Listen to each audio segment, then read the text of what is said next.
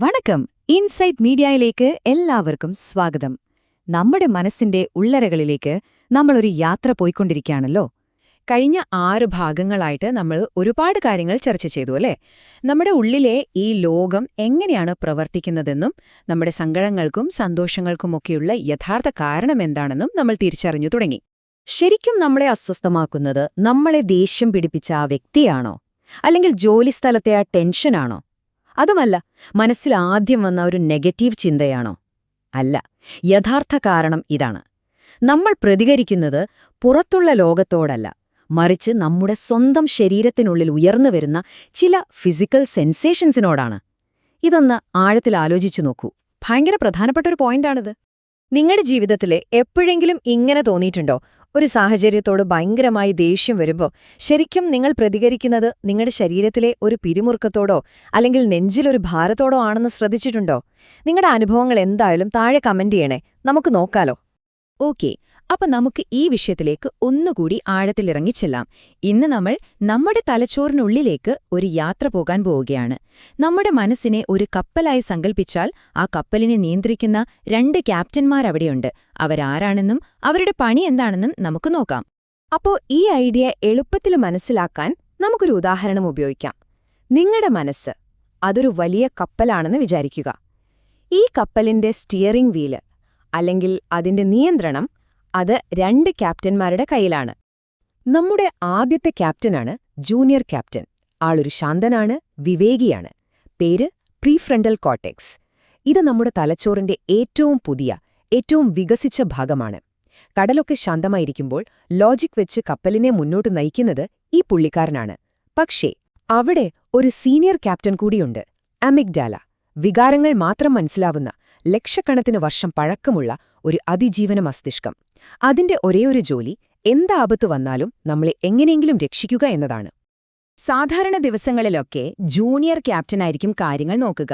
പക്ഷെ ഒരു വൈകാരിക കൊടുങ്കാറ്റ്, അതായത് ഭയമോ ദേഷ്യമോ ഉത്കണ്ഠയോ അടിക്കുമ്പോൾ സീനിയർ ക്യാപ്റ്റനായ അമിഗ്ഡാല ജൂനിയറിനൊരു തള്ളുകൊടുത്തു മാറ്റിയിട്ട് കപ്പലിന്റെ മുഴുവൻ കൺട്രോളും ഏറ്റെടുക്കും. എനിക്ക് ഇന്നലെ സംഭവിച്ചൊരു കാര്യം പറയാം. ഞാൻ വണ്ടി ഓടിക്കുമ്പോൾ ഒരാൾ പെട്ടെന്ന് എന്റെ മുന്നിലേക്ക് വെട്ടിച്ചു കയറി. ഒരു നിമിഷം കൊണ്ട് എന്റെ കൺട്രോള് പോയി. ഹൃദയം പടപട ഇടിക്കാൻ തുടങ്ങി. ദേഷ്യം കൊണ്ട് ഞാൻ ഹോൺ അടിച്ചലറി. സത്യത്തിൽ അവിടെ എന്റെ ലോജിക്കുള്ള ജൂനിയർ ക്യാപ്റ്റനെ സീനിയർ ക്യാപ്റ്റൻ ഹൈജാക്ക് ചെയ്യുകയായിരുന്നു. പക്ഷേ ഒരു കാര്യം ആലോചിച്ചാൽ, അതിജീവനത്തിന്റെ കണ്ണിൽ കൂടി നോക്കുമ്പോൾ ഇത് വളരെ സ്മാർട്ടായൊരു നീക്കമാണ്, അല്ലേ? കപ്പൽ മുങ്ങാൻ പോകുമ്പോൾ അവിടെ ഇരുന്ന 5 കൊല്ലത്തെ പ്ലാനിനെക്കുറിച്ച് ആലോചിക്കുന്നതിൽ അർത്ഥമില്ലല്ലോ. പുലി ഓടിക്കാൻ വരുമ്പോൾ ചിന്തിച്ചിരിക്കാൻ പറ്റോ? പറ്റില്ല. അവിടെ വേണ്ടത് ഉടനടിയുള്ള ആക്ഷനാണ്. ഒന്നുകിൽ ഫൈറ്റ് ചെയ്യുക, അല്ലെങ്കിൽ ഓടി രക്ഷപ്പെടുക. ഈ സമയത്ത് അമിഗ്ഡാല ചെയ്യുന്നത് എന്താണെന്ന് വെച്ചാൽ, അതിന് ആവശ്യമില്ലെന്ന് തോന്നുന്ന എല്ലാ സിസ്റ്റമും അങ്ങ് ഷട്ട് ഡൗൺ ചെയ്യും. അതിലേറ്റവും പ്രധാനം നമ്മുടെ യുക്തി ഉപയോഗിച്ച് ചിന്തിക്കുന്ന തലച്ചോറിന്റെ ഭാഗമായ പ്രീഫ്രണ്ടൽ കോർട്ടെക്സ് ആണ്. ഇതിനെയാണ് അമിഗ്ഡാല ഹൈജാക്ക് എന്ന് പറയുന്നത്. ആ ഒരു നിമിഷത്തേക്ക് നിങ്ങളുടെ ചിന്തിക്കുന്ന തലച്ചോറ് ഓഫ്ലൈൻ ആവും. അപ്പോൾ എങ്ങനെയാണ് ഒരു ചെറിയ ചിന്തയുടെ തീപ്പൊരി ആളിക്കത്തിയ ഒരു വൈകാലിക കാട്ടുതീയായി മാറുന്നത്? നമുക്ക് ആ ഒരു ദുഷിച്ച വലയം, ആ ഒരു വിഷസ് സൈക്കിൾ എന്താണെന്ന് നോക്കാം. തുടക്കം വളരെ ചെറുതായിരിക്കും. ഒരുപക്ഷെ ഒരു ഇമെയിൽ നോട്ടിഫിക്കേഷൻ, അല്ലെങ്കിൽ സോഷ്യൽ മീഡിയയിലെ ഒരു കമന്റ്, അങ്ങനെ എന്തെങ്കിലും. ആ ഒരു ചിന്ത മനസ്സിൽ വന്ന ഉടനെ അത് നിങ്ങളുടെ ശരീരത്തിൽ ഒരു ഫിസിക്കൽ സെൻസേഷൻ ഉണ്ടാക്കും. ചിലപ്പോൾ നെഞ്ചിലൊരു പിടച്ചിൽ, വയറ്റിലൊരു കാളൽ, അല്ലെങ്കിൽ മുഖത്തൊരു ചൂട്, അങ്ങനെ എന്തെങ്കിലും. ഇനി പറയാൻ പോകുന്നതാണ് ഏറ്റവും നിർണായകമായ കാര്യം. ആ തീപ്പൊരി, അതായത് ആ ആദ്യത്തെ ചിന്തയോ ശരീരത്തിലെ ആ ഒരു ഫീലിംഗോ, അത് സ്വയം ഒരു പ്രശ്നമല്ല, അത് നിരുപദ്രവകാരിയാണ്. നിങ്ങൾ അതിലേക്ക് ഇന്ധനമൊഴിക്കുമ്പോഴാണ് തീ ആളിപ്പടരുന്നത്. എന്താണ് ആ ഇന്ധനം? അത് മറ്റൊന്നുമല്ല, ആ സെൻസേഷനോടുള്ള നിങ്ങളുടെ പ്രതികരണമാണ്. ആ പ്രതികരണം ഇങ്ങനെയായിരിക്കും: അയ്യോ, എനിക്കിത് സഹിക്കാൻ പറ്റുന്നില്ല, ഇത് മാറണം.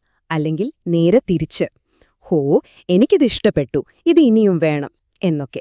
ഈ പ്രതികരണമുണ്ടാവുന്നതോടെ നമ്മൾ ആ തീയിലേക്ക് പെട്രോൾ ഒഴിക്കുകയാണ്.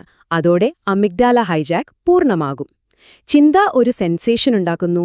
ആ സെൻസേഷനോടുള്ള നമ്മുടെ പ്രതികരണം കൂടുതൽ ശക്തമായ ചിന്തകളെ ഉണ്ടാക്കുന്നു. ആ ശക്തമായ ചിന്തകൾ ശരീരത്തിൽ അതിലും തീവ്രമായ സെൻസേഷൻസ് ഉണ്ടാക്കുന്നു. ഈ സർക്കിൾ ഇങ്ങനെ കറങ്ങിക്കൊണ്ടേയിരിക്കും. ഓരോ തവണ കറങ്ങുമ്പോഴും നമ്മുടെ ദുരിതം ഇരട്ടിച്ചുകൊണ്ടേയിരിക്കും. ഈ വലയം ഇങ്ങനെ കറങ്ങുന്ന സമയത്ത് നമ്മുടെ ശരീരത്തിൽ പ്രധാനമായും 2 സ്ട്രെസ് ഹോർമോണുകൾ ഒരു സുനാമി പോലെ പടരും. അതാണ് കോർട്ടിസോളും അഡ്രിനാലിനും. അഡ്രിനാലിൻ നിങ്ങൾക്കൊരു പെട്ടെന്നുള്ള എനർജി ബൂസ്റ്റ് തരും. കോർട്ടിസോൾ നിങ്ങളെ കൂടുതൽ സമയം അലേർട്ടാക്കി നിർത്തും. ഈ ഹോർമോണുകൾ ശരീരത്തിൽ പ്രവഹിക്കുമ്പോൾ അമിഗ്ഡാല നമ്മളെ ഫൈറ്റ് ഓർ ഫ്ലൈറ്റ് മോഡിലേക്ക് മാറ്റും.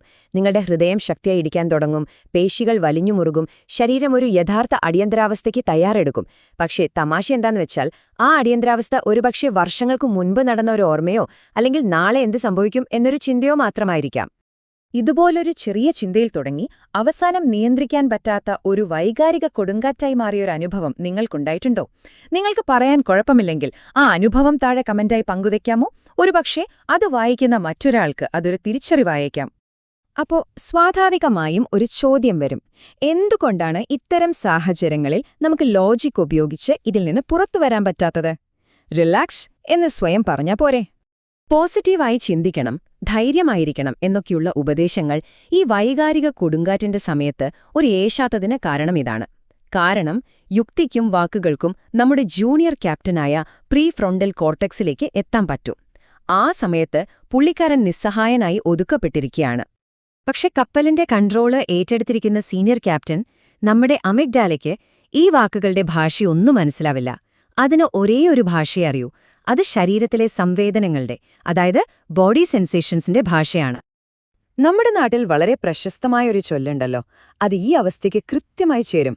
വെട്ടാൻ വരുന്ന പോത്തിനോട് തത്വം പറഞ്ഞൊരു കാര്യമില്ല. അതുപോലെ തന്നെയാണ് അമിഗ്ഡാല കൺട്രോൾ എടുക്കുമ്പോൾ ലോജിക്ക് പറഞ്ഞിട്ട് ഒരു കാര്യവുമില്ല. ഇതിന്റെ ഏറ്റവും നല്ലൊരു ഉദാഹരണമാണ് ഒരു അഡിക്ഷന്റെ കാര്യം. ലഹരി ഉപയോഗിക്കുന്നത് നിർത്തണമെന്ന് അവരുടെ ജൂനിയർ ക്യാപ്റ്റൻ, അതായത് ലോജിക്കിന് നന്നായിട്ടറിയാം. പക്ഷേ ശരീരത്തിൽ ആ ലഹരിയോടുള്ള ആസക്തിയുടെ ഒരു സെൻസേഷൻ ഉണരുമ്പോൾ സീനിയർ ക്യാപ്റ്റനായ അമിഗ്ഡാല സ്റ്റിയറിംഗ് പിടിക്കും. പിന്നെ ലോജിക്കിന് അവിടെ ഒരു റോളുമില്ല. അവർ ആ സെൻസേഷന് കീഴടങ്ങുന്നു. ഇങ്ങനെ ഒരേ റിയാക്ഷൻ നമ്മൾ വീണ്ടും വീണ്ടും ആവർത്തിക്കുമ്പോൾ എന്ത് സംഭവിക്കും? അത് നമ്മുടെ ഉള്ളിൽ ആഴത്തിൽ വേരൂന്നിയ ഒരു ശീലമായിട്ട് മാറും. നമ്മൾ ഇതിനെയാണ് ഓട്ടോ പൈലറ്റ് മോഡ് എന്ന് പറയുന്നത്. പിന്നെ ഒന്നും ആലോചിക്കേണ്ടി വരില്ല, ഓട്ടോമാറ്റിക്കായി റിയാക്ട് ചെയ്യും. ഈയൊരു ഓട്ടോ പൈലറ്റ് മോഡിൽ പിന്നെ ലോജിക്കിനോ ഉപദേശങ്ങൾക്കോ ഒന്നും ഒരു സ്ഥാനവുമില്ല. നിങ്ങളുടെ ജീവിതത്തിൽ എപ്പോഴെങ്കിലും ഇങ്ങനെ ഓട്ടോ പൈലറ്റ് മോഡിൽ പെട്ടുപോയതായി തോന്നിയിട്ടുണ്ടോ? ചില പ്രത്യേക സാഹചര്യങ്ങളിൽ നമ്മൾ അറിയാതെ തന്നെ ഒരേ രീതിയിൽ പ്രതികരിച്ചു പോകുന്ന അവസ്ഥ.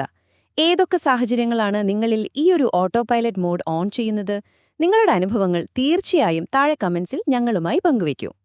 അങ്ങനെയെങ്കിൽ നമുക്ക് എങ്ങനെയാണ് ഈ അമിഗ്ഡാലയുമായിട്ട് സംസാരിക്കാൻ പറ്റുക? എന്താണിതിനൊരു പരിഹാരം? ഒരു വഴിയുണ്ടോ? നമ്മൾ നേരത്തെ പറഞ്ഞല്ലോ, യുക്തി ഇവിടെ വിലപ്പോവില്ലെന്ന്. അതുകൊണ്ട് നമ്മൾ ശരീര സംവേദനങ്ങളുടെ തലത്തിൽ തന്നെ പ്രവർത്തിക്കണം. അതിനുവേണ്ടി നമ്മുടെ ശ്രദ്ധ പുറം ലോകത്തു നിന്ന്, അതായത് ആളുകളിൽ നിന്നും പ്രശ്നങ്ങളിൽ നിന്നും ഓർമ്മകളിൽ നിന്നുമൊക്കെ പൂർണ്ണമായും നമ്മുടെ സ്വന്തം ശരീരത്തിനുള്ളിലെ ആ സെൻസേഷൻസിന്റെ ലോകത്തേക്ക് മാറ്റണം. ഇവിടെയാണ് പുരാതനമായ വിപശ്യന എന്ന ധ്യാനരീതിയുടെ പ്രസക്തി വരുന്നത്. നമ്മുടെ അടുത്ത ഭാഗത്ത് ഈയൊരു കാര്യം കൃത്യമായി എങ്ങനെ ചെയ്യാമെന്ന് നമ്മൾ പഠിക്കും. നിങ്ങളുടെ അമിഗ്ഡാലയെ എങ്ങനെ റീട്രെയിൻ ചെയ്യാം, ഈ ദുഷിച്ച വലയം എങ്ങനെ പൊട്ടിച്ചെറിയാം, വൈകാരികമായ ദുരിതങ്ങളെ അതിന്റെ വേരിൽ ചെന്ന് തന്നെ എങ്ങനെ അവസാനിപ്പിക്കാം എന്നതിനെക്കുറിച്ചുള്ള കൃത്യമായ പടിപടിയായുള്ള രീതിയായ വിപശ്യനെക്കുറിച്ച് നമുക്ക് കൂടുതൽ ആഴത്തിൽ പഠിക്കാം. നിങ്ങളുടെ വിലയേറിയ സമയം തന്നതിന് ഒരുപാട് നന്ദി. അടുത്ത ഭാഗത്തിൽ കാണാം.